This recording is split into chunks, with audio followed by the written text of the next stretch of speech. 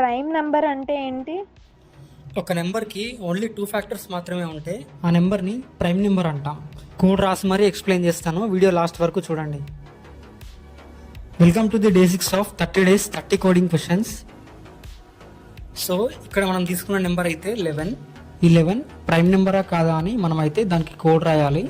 11 prime నెంబరే, ఎందుకంటే దానికి 1 అండ్ 11 ఈ 2 ఫ్యాక్టర్స్ మాత్రమే ఉంటాయి.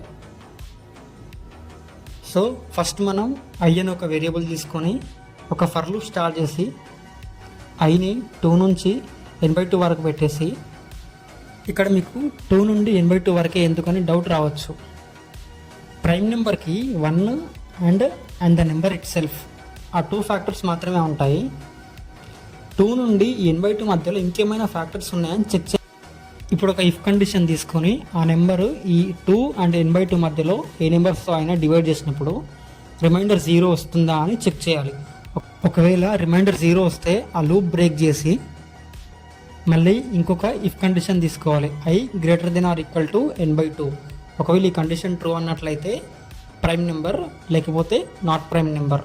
i greater than or equal to n/2 ఎందుకనంటే ఏ ఫ్యాక్టర్స్ లేకపోతే i అనేది కంటిన్యూస్గా n/2 వరకు ఇటరేట్ అవుతుంది అండ్ n/2ని క్రాస్ చేస్తుంది. సో ఆ 2 అండ్ n/2 మధ్యలో ఎలాంటి ఫ్యాక్టర్స్ ఆ పర్టికులర్ నెంబర్కి లేవని అర్థం. సో అది ప్రైమ్ నెంబర్.